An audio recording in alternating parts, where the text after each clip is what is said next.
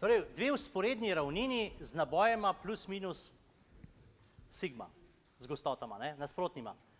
No, na katero, bi rekel, zadevo že zdaj tule cikamo? Kaj to je? To bo kondenzator, ja. Ampak, da bomo temu rekli kondenzator, bo še nekaj vode preteklo. Ampak naslutevamo, da se bližamo počas kondenzatorja. Torej, zaenkrat sta to še vedno teoretično dve vzporedni ravnini. Oziroma praktično dve razsežni vzporedni plošči, ki imata majhen razmak. Da lahko govorim o razsežnosti. Tale leva bo imela, rečemo, pozitiven, tale, oziroma nasprotno negativen v tem primeru. Tele večje manjše pišem zato, da so vektori skladni potem z vsem, ker naboj je lahko pozitiven ali negativen, to pa menja smer vektorjev. Tako da vse to nekako naredimo skladno. Zdaj tako, ti dve ravnini nam pa prostor razdelita na tri podprostore. Ena ravnina je razdelila na dva podprostora. Dve ravnini pa na tri, to se pravi, jaz moram dobiti rezultat za vse tri podprostore. Ne bi veliko pisal, bom raje kar risal. Tukaj je vektor E od pozitivnega naboja takle. V desnem prostoru je takle in tudi še naprej je takšen. To se pravi, električno polje od leve plošče je tule v levo, tam pa v desno. Kar se pa desne plošče tiče, je pa tule polje k njej, tule tudi k njej in tule tudi k njej. Torej, ker sta obe na elektritvi enaki, po iznosu, po absolutni vrednosti, je pravzaprav zdaj tako. Tukaj je polje nič, s tem pa tudi, saj poznate že iz matematike, če je absolutna vrednost vektorja nič, potem so nič enake tudi vse komponente in obratno, obojstranska implikacija. No, podobno imamo na desni, tudi tule imamo nično polje. Vidite, spet nekaj novega. Prvi primer, ki je takšen, da imamo opravka s poljem samo v delu prostora, ne povsod. Točkast naboj je imel povsod polje. Premij naboj tudi povsod. Ravnina še tudi povsod. No, tukaj imamo pa kar prostranstva, ki so brez polja. No, in tega bomo imeli v elektrotehniki spet veliko in to je spet zelo pomembno. Zelo pomembne so strukture, ki imajo svoja polja nekako ujeta v neke manjše prostore. Rečemo koaksialni kabel. Žila pa vklop. Polje je samo med žilo in oklopom. Zunaj ga ni. In polno je takih primerov, saj bomo srečevali. So pa tudi primeri, ko imamo pravzaprav polje razsejano povsod. Če jaz tukaj vzamem en krompir, pa drug krompir, pa jih naelektrim, je polje itak povsod. Razen kje ga ni? Ja, v krompirju ga ni. Zato, ker je krompir prevodno telo in v prevodniku elektrostatičnega polja ni. No, do tega bomo še tudi prišli. Takole, zdaj lahko tudi zapišemo.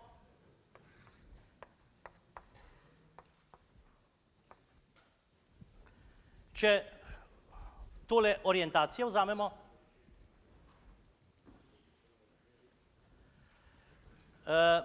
kar zapišemo.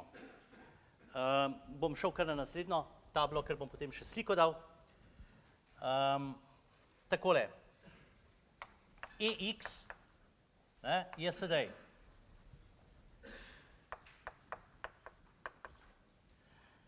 No, tukaj je pa še globlji oklepaj narište, zato ker bo treba prostor imeti za 5 vrstic.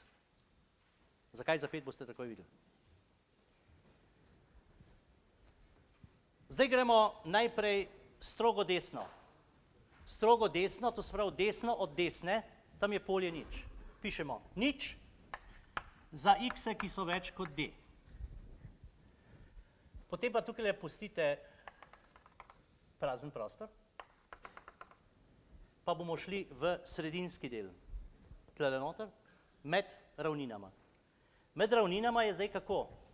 Glejte, tule imamo polovični prispevek, to se pravi, da je tukaj polje dvojno.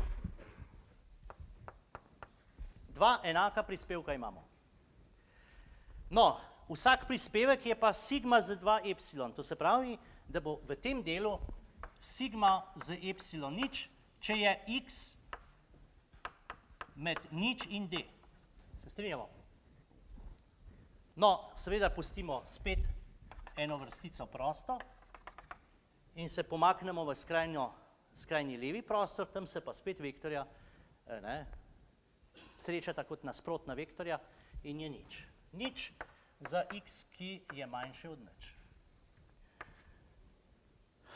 Ostane nam kaj?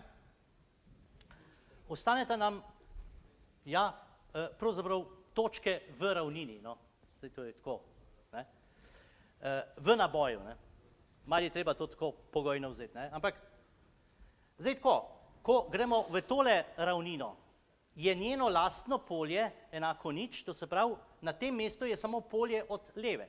To se pravi, tam imamo sigma z 2 epsilon, ko je x enako d.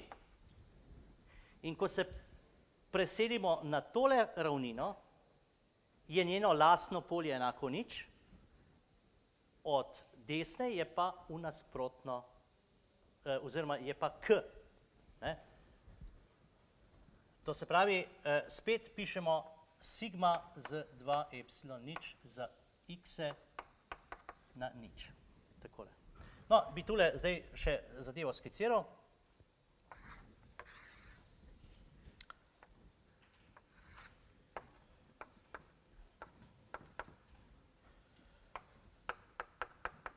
Takole, to se pravi, tule je polje nič, vmes ima neko vrednost, zunaj je ponovno nič, v samih ravninah je pa vrednost polovična. To se pravi, tole je sigma z epsilon nič,